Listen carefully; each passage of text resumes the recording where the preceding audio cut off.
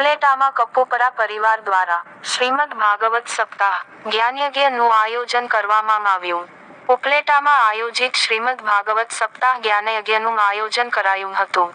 જેમાં આ શ્રીમદ ભાગવત સપ્તાહ જ્ઞાનયજ્ઞ માં વ્યાસપીઠ પર રાજુભાઈ જોશી બિરાજી સંગીતમય સુરાવલી સાથે અલૌકિક કથામૃતનું રસપાન કરાવતા લોકોમાં ભારે ઉત્સાહ રહ્યો હતો.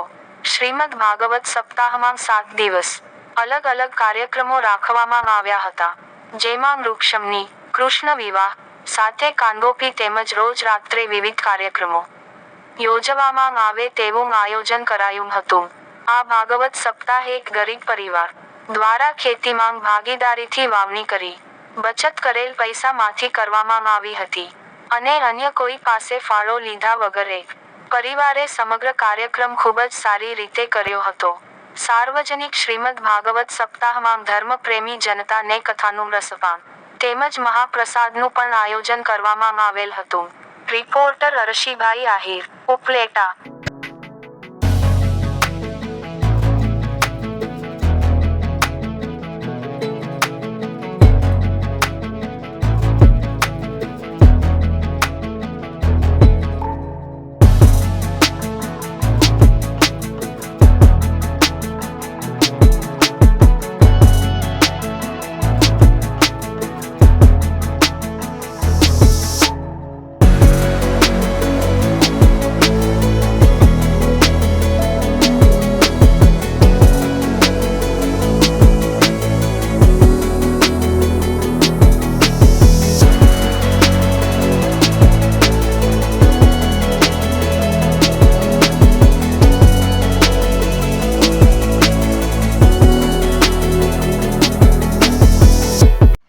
મારું નામ વિઠ્ઠલભાઈ શંભુભાઈ કપોપરા ઉપલેટા.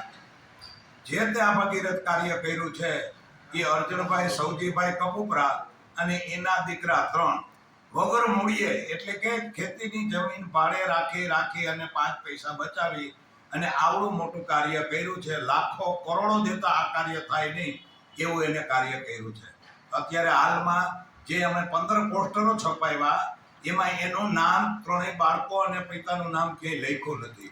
કપોપરા કુટુંબને મોટામાં મોટું કર્યું છે. આગેવાન કપોપરા કુટુંબ એની સાથે હતા અને આજુબાજુના વિસ્તારના એના પાડોશીના 40 છોકરા હાજરો હાજર ચંપલ ને બૂટ પહેર્યા વગર 7 દી લગી સેવા આપી એનો ખૂબ ખૂબ આભાર.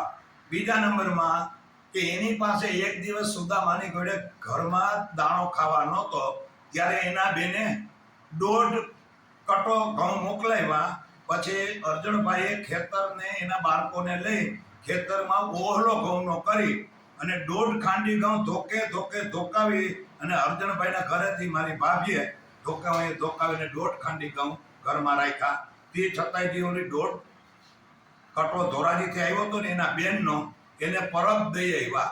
કોઈનું ઋણ અત્યારે આ લોકોએ રાખ્યું નથી. એવી સુદામા જેવી પરિસ્થિતિ હતી તો એને કોઈનો ઋણ રાખ્યો નથી અને એ લોકોએ અત્યારે 7 પેઢીનું ઋણ ઉતાર્યું છે.